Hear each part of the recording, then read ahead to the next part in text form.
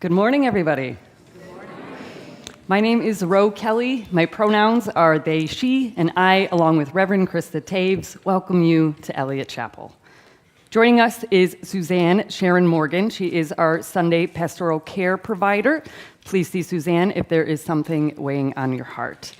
And if you have young children staying with you today in service and they get a little reckless, please know you're welcome to take them to Adams Hall and they can run around all they like, and we have a live stream of the service in there.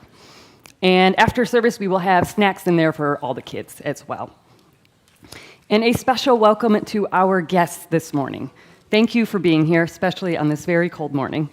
Chuck Shooter is our welcome person today. Chuck in the back. Please see Chuck if you have any questions about our congregation. You can look for him in Adams Hall after service. And there are guest forms at both entrances to the sanctuary, and there's also a QR code on your order of service and on the screen. If you fill that out, we can stay in touch with you. And finally, please join us for a coffee hour after service. It's going to be out this door and to the left. And when you get there, please take a blue mug so that we know that you are new and we can welcome you personally. And if you are a member or a friend, please look for those blue cups and make sure to welcome our guests. And we have an online coffee hour as well. That's at 1:30, if that is more your style. And now, I invite you, as you wish, to join in our welcome today by responding with, "You are welcome here," at the end of each of these statements. If you are brown, black, white, indigenous, AAPI, whatever your origins, you are welcome here. If you are an immigrant, a refugee, or a person without documentation, you are welcome here. If you have a disability, visible or invisible, or if you're neurospicy, you are welcome here. No matter whom you love or what your gender identity, you are welcome here. If you want for nothing or you struggle each day just to make it through, you are welcome here. If you believe in God all of the time, some of the time, or none of the time, you are welcome here. And if you have been here 100 times or just came for the very first time today, you are welcome here. For this is a community of diversity, of love, and of justice, and it is good to be together. Let us now enter into the spirit of worship.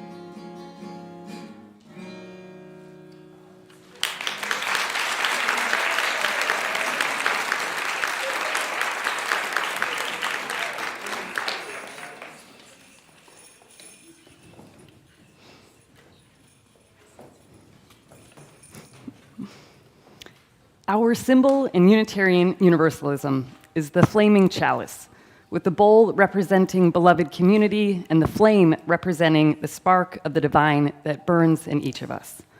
We light a chalice to signify that we are entering sacred space together.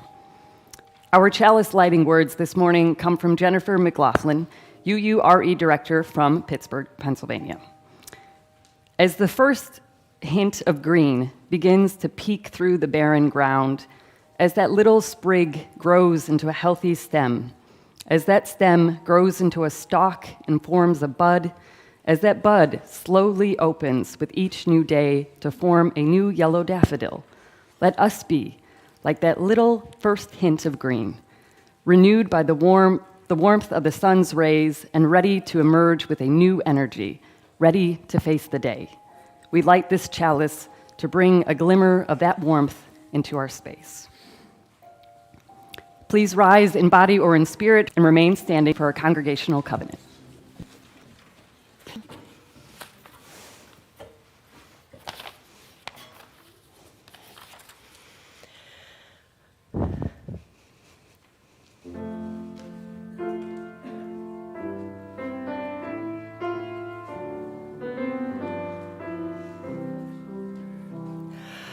Somewhere over the rainbow, way up high, there's a land that I heard of once in a lullaby.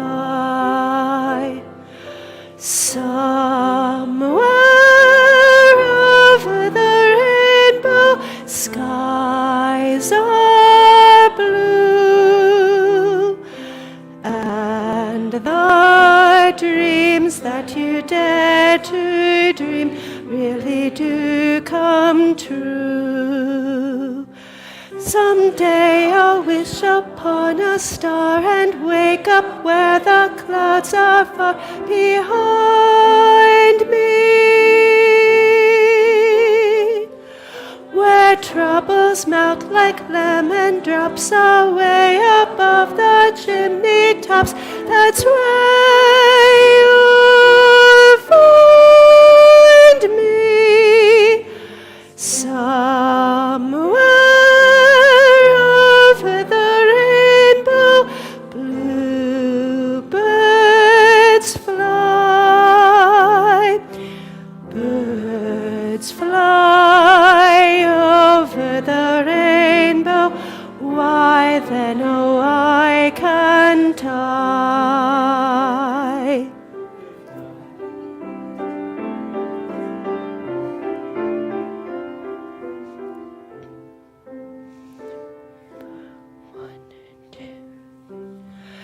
If happy little bluebirds fly beyond the rainbow, why, oh, why can't I?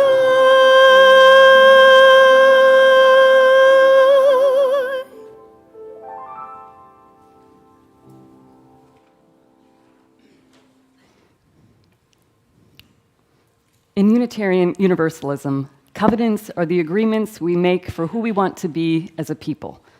Please join me in speaking our congregational covenant. As a free congregation, we promise to one another our mutual trust and support.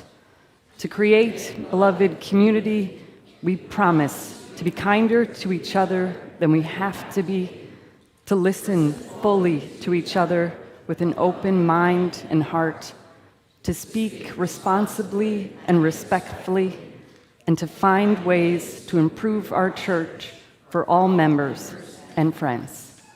Please be seated.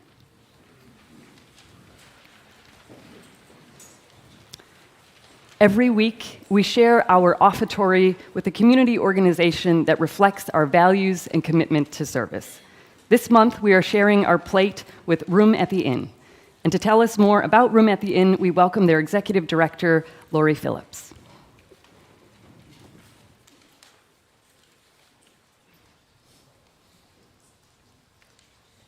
Good morning. My name is Laurie Phillips, and I'm the Executive Director at Room at the Inn. Thank you so much for having me. I was just mentioning to someone else, this is my third year in a row at Eliot Chapel, so I'm very excited to be here again. For those of you who don't know Room at the Inn, we are a shelter for unhoused families. We're located in Bridgeton, Missouri, and we've been operating there for over 30 years. Eliot Chapel was our first congregational partner when we did a day site, night site program, which meant we had clients on site during the day, and then our clients came to a congregational night site, shared a meal with congregants, and then spent the night, and then came back to our site in the morning. The pandemic changed that for us. It was no longer safe for our clients or our congregations to have that movement, and so we became a 24/7 shelter. Today, we can accommodate 20 people, but we've just moved, literally just a week ago, moved into a renovated space, and we'll be able to accommodate 35 people. We work with only families with children, and so one of the things that is most important for us is to find our parents employment, childcare, and transportation that leads them to housing. We keep all school-age children in school, and we have preschool activities for our younger kids. And just to give you an idea of the work that we do, every day we have a client meeting. It's at 9 a.m. So we gather all of our clients and we talk about what the day's activities are going to be, whether they have doctor's appointments, mental health appointments, if they're going to be looking for housing, if they're going to be looking for jobs. This week on Thursday, one of the little children who's probably about 3 years old, mom is struggling. You can see it in mom's face. Mom is just very kind of distracted because of the situation that her family is in. And this child climbed up into my lap and started to tell me what all of the features of my face were. So she was saying, this is your nose, these are your ears, this is your mouth. And she sat in my lap, and when I stood up and held her and then tried to put her down and said, I need to go to work now, she would not get out of my arms. And so for me, that is everything that we do. We give these families who a lot of times are coming out of a violent situation a place to be a family, to be whole, to learn and grow and gain strength together so that they can live independently and have a future for their families. So I appreciate you taking the time to let me be here today, and I will see you all in Adams Hall later.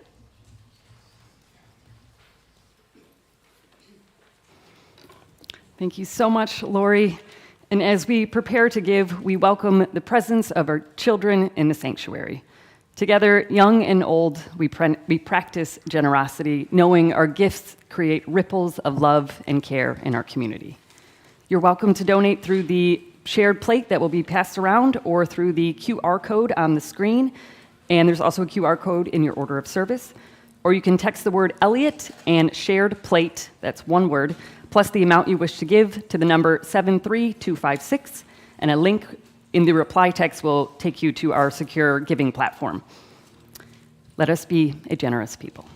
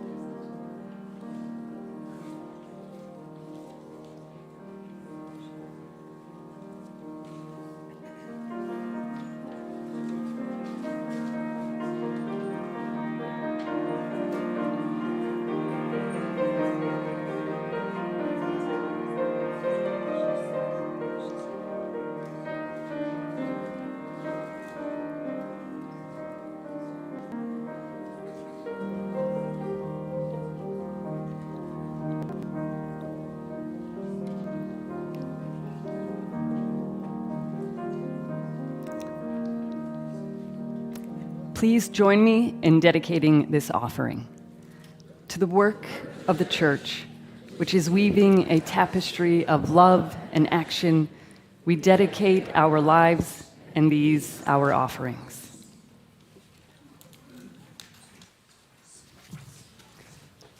Good morning. I figured if anything would get you out on a cold morning, it would be a service about the wicked.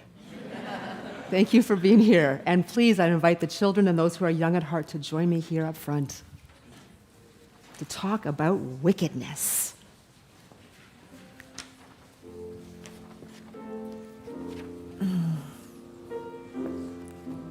You sang so beautifully. It was really, really good.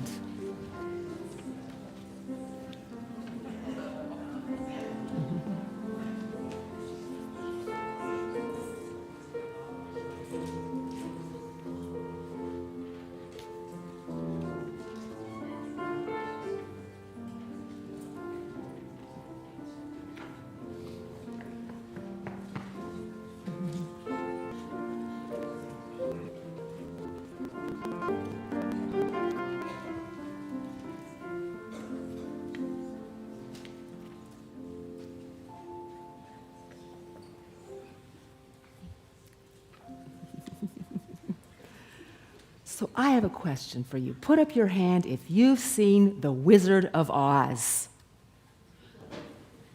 How many have seen The Wizard of Oz? How many of us have seen the movie Wicked?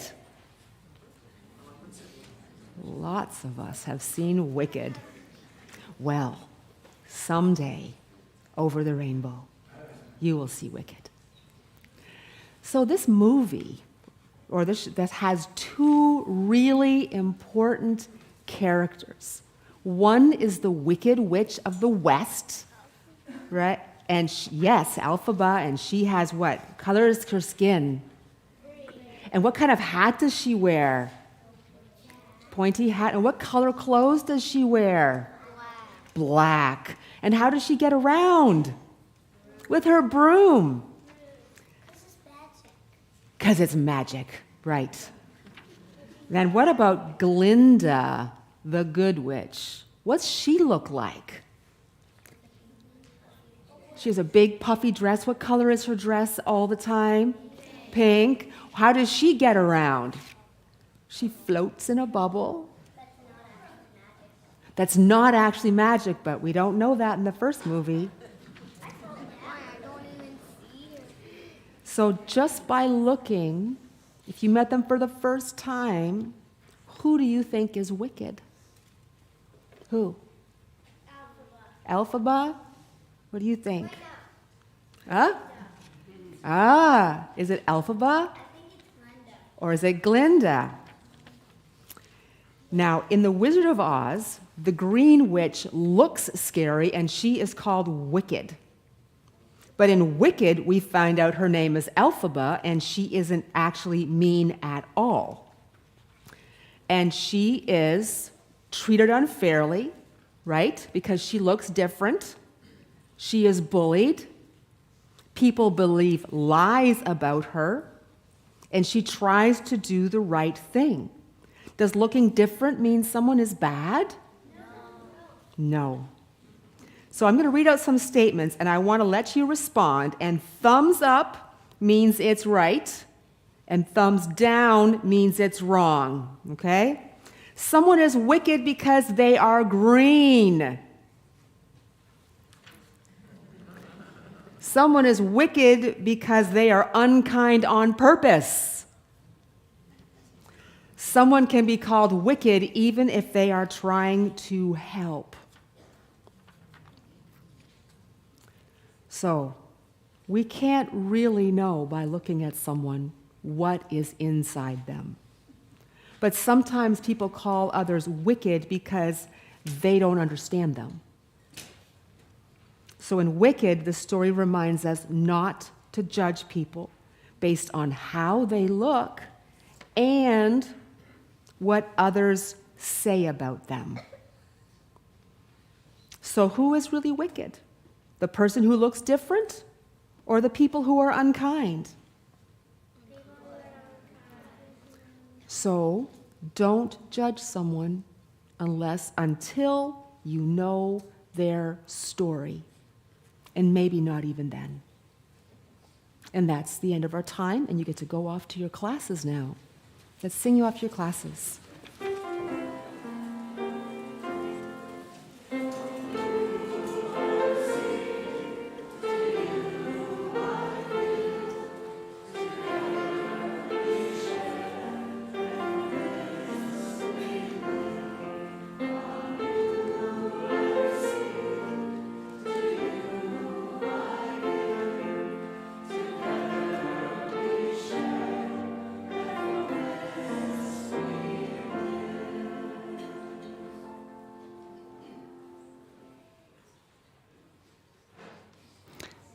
Beloveds, I invite you now into a time of quiet meditation and connection with the sources of life. Whatever your spiritual tradition or personal path, know that you are invited to bring your whole authentic self to this space. As you wish and as you do, please take a minute to ground in the present moment. I invite you to take 3 deep grounding breaths in and out. In and out, in and out. And now that you feel grounded and centered, please feel welcome to join me in this time of prayer, meditation, or reflection with the words from Reverend Victoria Safford's poem, The Gates of Hope. Our mission is to plant ourselves at the gates of hope. Not the prudent gates of optimism, not the stalwart, boring gates of common sense, not the cheerful, flimsy gate of everything's going to be all right, but a different, sometimes lonely place, the place of truth-telling, that piece of ground from which you see the world, both as it is and as it could be, the place from which you glimpse not only struggle, but the joy of struggle. And let us enter in a time of silence for the prayers and meditations of our own hearts.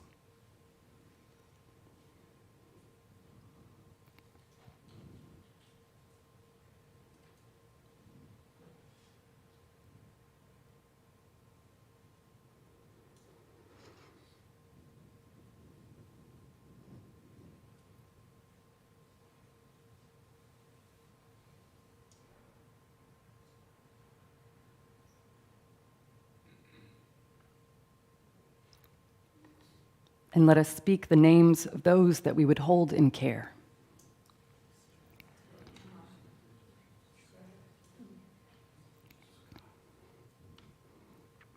Amen, and blessed be.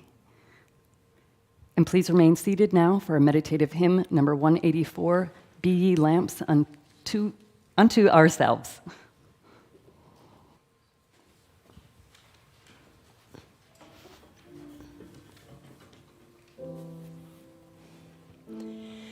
Good morning. David will play this through once, so let's just listen once, and then we will sing it twice.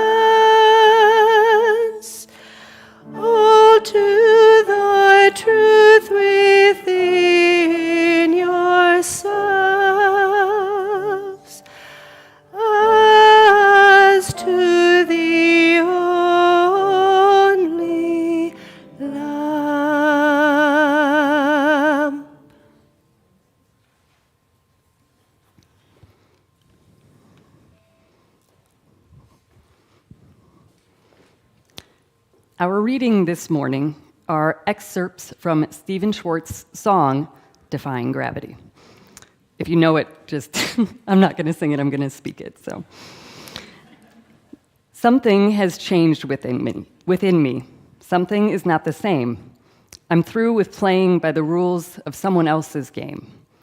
Too late for second guessing, too late to go back to sleep. It's time to trust my instincts, close my eyes, and leap. It's time to try defying gravity. I think I'll try defying gravity, and you can't pull me down. I'm through accepting limits because someone says they're so. Some things I cannot change, but till I try, I'll never know. Too long I've been afraid of losing love I guess I've lost. Well, if that's love, it comes at much too high a cost. I'd sooner buy defying gravity. Kiss me goodbye, I'm defying gravity, and you can't pull me down. And if you care to find me, look to the western sky. As someone told me lately, everyone deserves to fly. And if I'm flying solo, at least I'm flying free. To those who'd ground me, take a message back from me. Tell them how I'm defying gravity. I'm flying high, defying gravity. And soon I'll match them in renown. And nobody in all of Oz, no wizard that there is or was, is ever going to bring me down. So concludes the reading.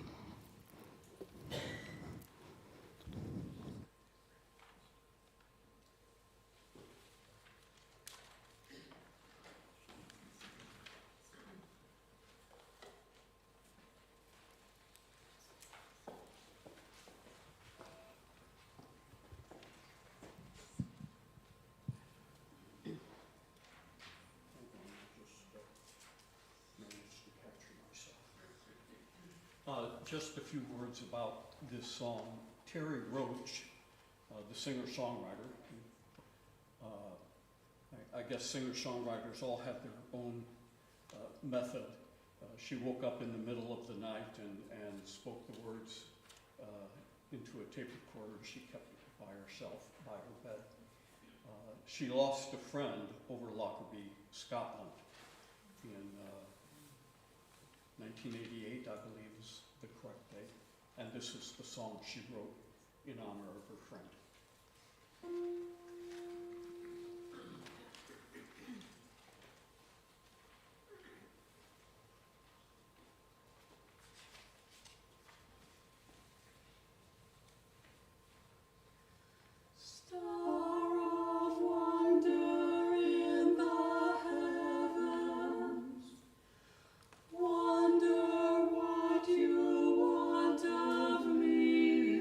Should I follow you?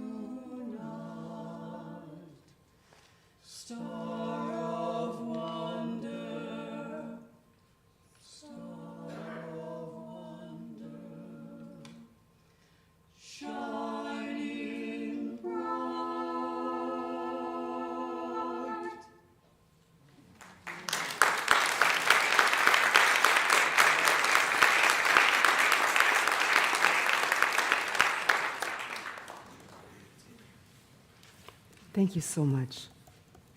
If there ever was a time to look up at a star of wonder, this might be that time. So, The Wizard of Oz. The Wizard of Oz. The Wizard of Oz opened on August 25th, 1939, with its sophisticated use of Technicolor, elaborate sets, a huge cast, child prodigy Judy Garland, elaborate sets, and the persistent theme of just wanting to go home. Here's some of what was going on in 1939 as this movie opened. In 1939, the Great Depression was in its 10th year, and the unemployment rate was down to 17%, from a high of 25.6% in 1933. Just to give some comparison, the Great Recession of 2008, the high was 10%. So just think about what 17% unemployment meant. And people were tired and they were angry, they were desperate, they were scared, they were wondering when life would stop being so hard, and they wanted comfort. They wanted escape, some sense of feeling okay.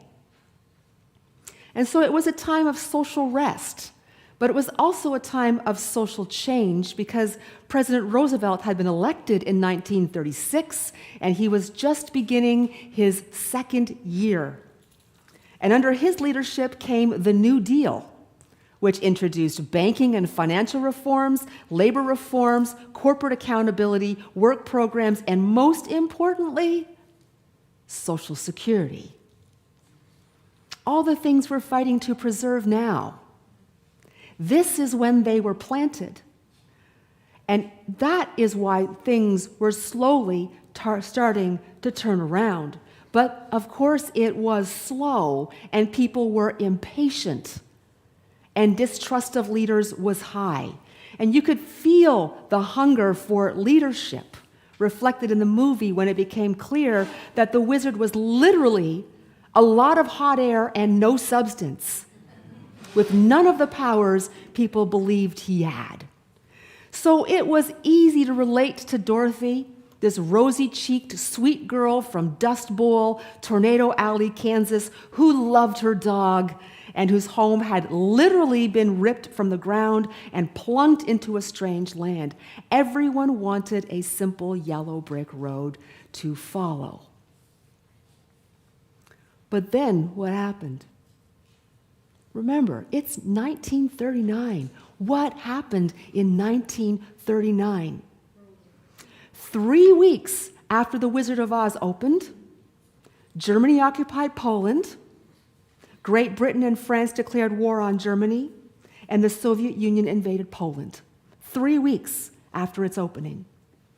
And World War II was on, and it was absolutely clear who the enemy was, just as clear as it was when the Wicked Witch of the West wrote, "Surrender, Dorothy," across the sky with her broomstick. After World War II, and all of the horrendous things and the massive losses that happened, people were once again hungry for escapism, for nostalgia, for a sense of simplicity and normalcy. And The Wizard of Oz was re-released in theaters in 1949 and brought to the TV screen in 1956. And this is when The Wizard of Oz was propelled into a household word.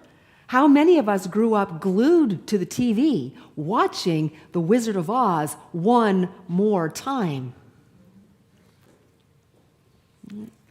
Fast forward 56 years. It's 1995, and The Wizard of Oz is still one of the most loved movies of all time, even though seedier aspects of its production have become well known.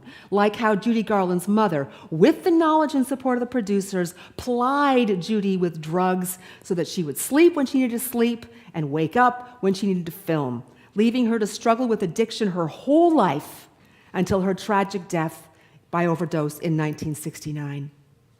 She defied gravity as long as she could and still remains beloved by fans and drag queens around the world.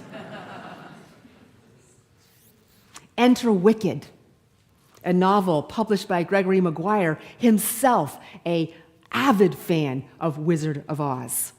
Maguire turned the story on its head, and no one is who you think they are. The Wicked Witch, Elphaba, began as an innocent girl with green skin and magical skills who was bullied relentlessly and grew into a cynical, bitter, unhappy person, desperate for love and hope and justice. Under the Wizard of Oz, he's still a charlatan, but there is nothing harmless about this Wizard of Oz. He's not a charlatan who lives in a wagon that says magic on it. Under his reign, animals become scapegoated for all the ills in Oz, and they are fired from their jobs, removed from their homes, terrorized, stolen away, locked up, worked to death building a yellow brick road. Sound familiar? And Glinda, she's no longer a one-dimensional character floating in her bubble in pink gauzy gowns with a sweet little wand that leaves stars in the sky. She is an insecure, self-centered, shallow girl who is desperate for approval. And Elphaba is thrust upon her as a roommate, and Glinda is deeply offended, and she is cruel, and she is dismissive.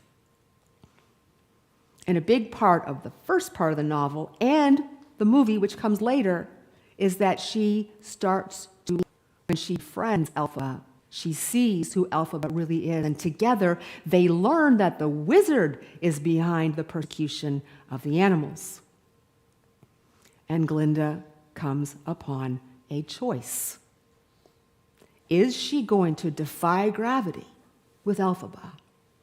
Or is she going to fall back into her desperate need for approval? And that's what she does. And she becomes the wizard's prop in return for fame and adulation. Sorry for all the spoilers. What was going on in 1995? 56 years after the release of The Wizard of Oz, that might be reflected in Maguire's novel. Well, think about it. Operation Desert Shield and Operation Desert Storm were still fresh in everyone's mind, along with the worldwide disapproval of the invasion of Kuwait. Bill Clinton had just ousted George Bush Sr., who broke his promise of read my lips, no new taxes. Right? And the war on drugs, minimum sentences, children tried as adults worked as long as the face of crime was projected as black. And in the vacuum left by the fall of the Soviet Union, the new and approved enemy was militant Islam. There were no innocent leaders. There were no clear answers, as much as partisanship tried to say there were. The harm to black communities was masked as security and safety. Evil was projected onto Muslims in general. The Wizard of Oz and his compliers were everywhere. Who was going to defy gravity now? For Gregory Maguire, wickedness happens when you are gripped with fear and insecurity. That's when everyone stumbles. And goodness happens when you make the least harmful choices. And when you remember that what it's all about, respect, freedom, pluralism, love of one another, and bringing the truth to light. And everyone in his novel fails at that to some degree. And they redeem themselves only in partial ways. And wickedness multiplies in secrets. Now, fast forward 29 years, and we're in 2024. The general election is over, Everyone is bracing for what's going to come in January 2025, right? Were we not bracing? And Wicked, the movie, was released just before Thanksgiving. And part 2 was released last month, just before Thanksgiving. And it is impossible, I would think, hard not to draw connections between the corrupt wizard and today's leadership, the persecution of animals and the detention centers filled with brown people. And Elphaba cast as a dangerous and wicked witch. And today it's women, feminists, homeless people, liberals, queer people, drag queens, civil rights activists, transgender people, sanctuary cities, teachers, librarians, immigration lawyers, and judges who dare to respect the law. What makes Wicked so powerful? More so than The Wizard of Oz, where wickedness rests in individuals and you create peace by getting rid of them. In Wicked, there is a sense that everyone is in this interdependent, complicated web, and everyone has the potential for harm, and everyone gets hurt, and everyone hurts other people. And the issue isn't whether or not you are wicked or good, it's the choices you make. It's the relationships you protect and the relationships you shed.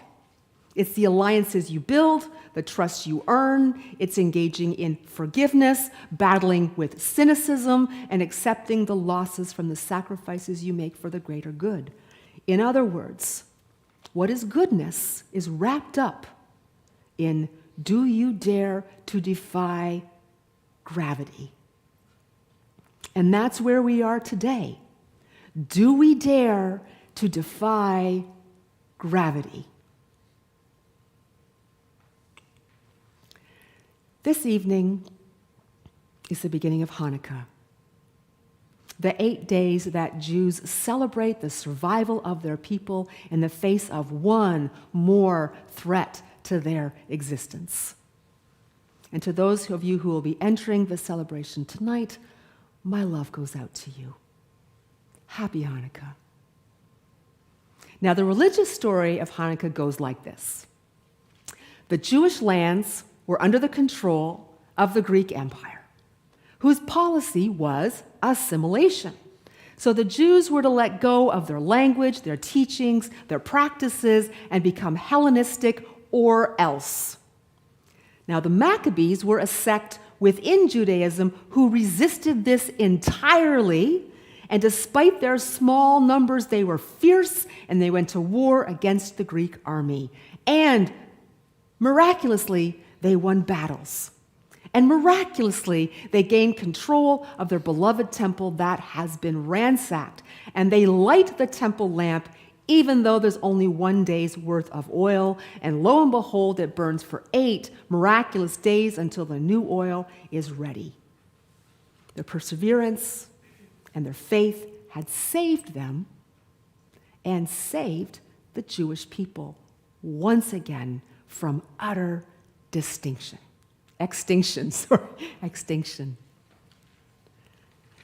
Now, bear with me here because the historical story is a bit different. There were many factions of Judaism during the Greek occupation. And some Jews found traditional Judaism restrictive and enjoyed the freedom to live in other ways, and they embraced this opportunity as a chance to be something new. Others assimilated in public, but practiced Judaism in private. And then there were the militant resistors like the Maccabees who simply refused to participate in any way. And so their battle was not just with the Greeks. It was with other Jews who they felt had betrayed Judaism. So part of their work was to bring other Jews back into compliance with their understanding of what it meant to be Jewish, and they used force if necessary. Also important is that the Roman Empire supported the Maccabees. That's how the Maccabees got as far as they did. Where did they get their weapons? The tragedy is that they assumed the Roman Empire actually supported them. but Rome just used them as a tool in their struggle with the Greeks. And when Rome won that struggle and they occupied the Jewish lands, they were even more cruel. So it's a very nuanced story, more like Wicked than The Wizard of Oz.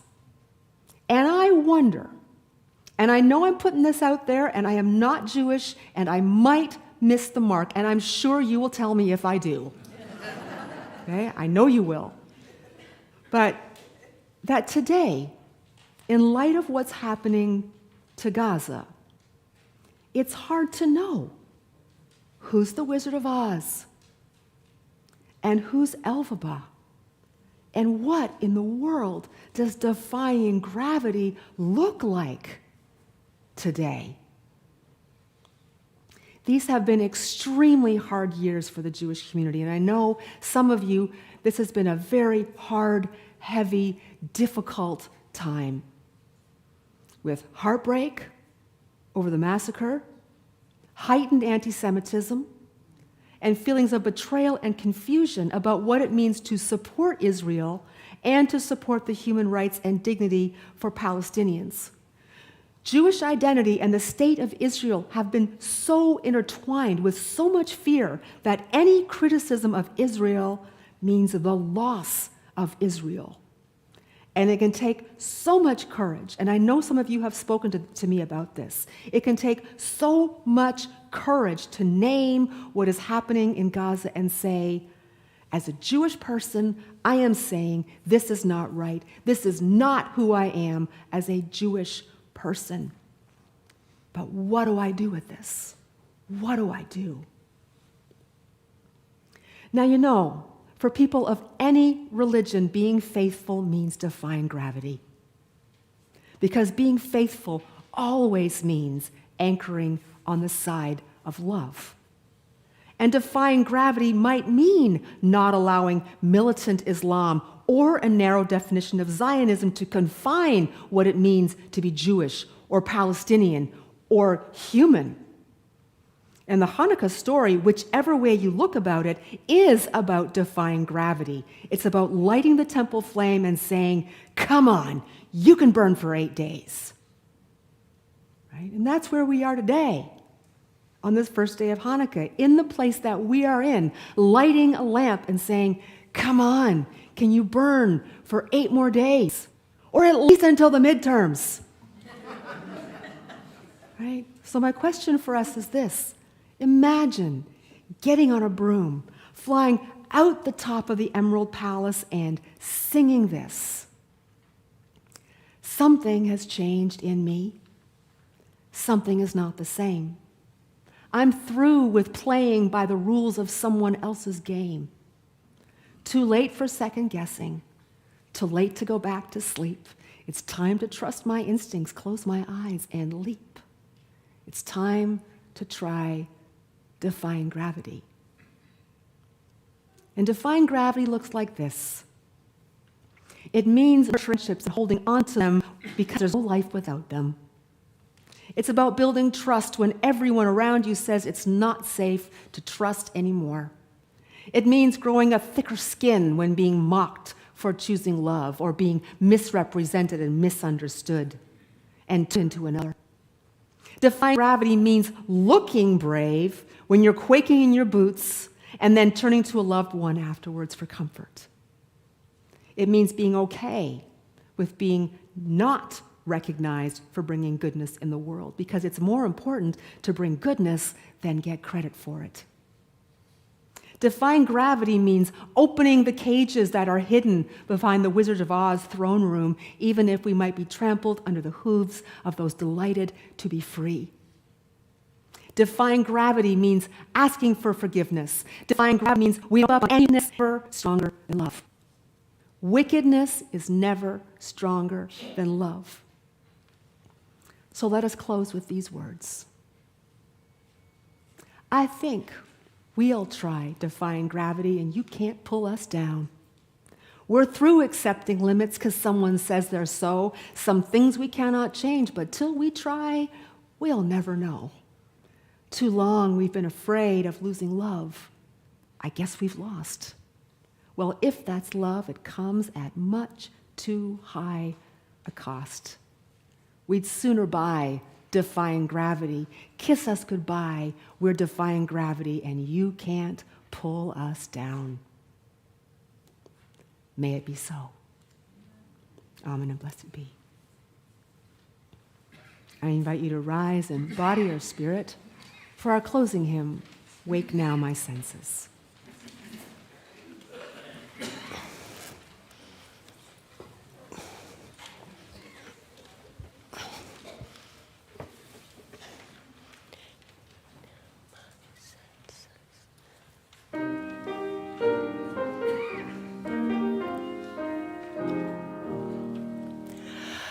Wake now, my senses, and feel the deep power of being all.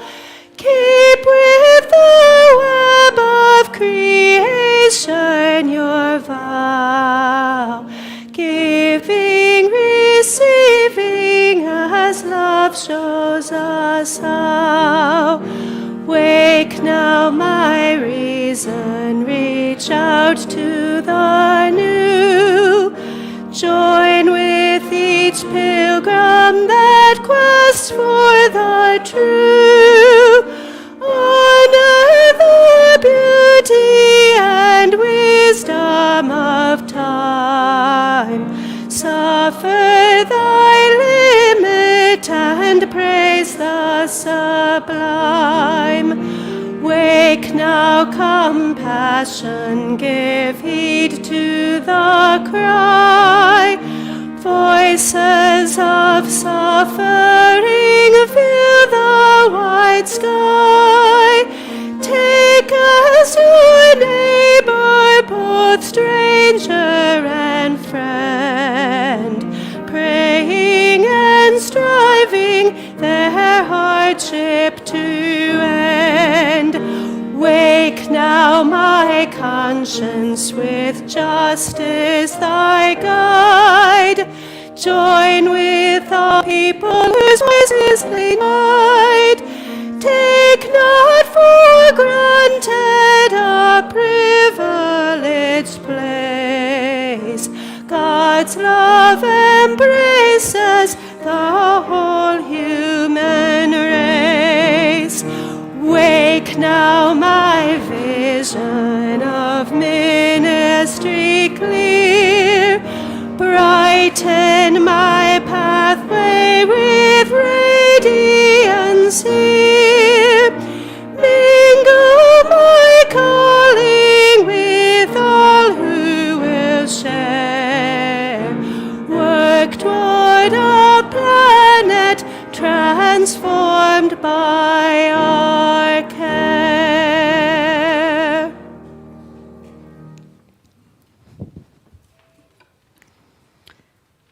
Let us extinguish our chalice and share our benediction. We extinguish this chalice, but not the light of truth, the warmth of community, or the fire of commitment. These we carry in our hearts until we are together again.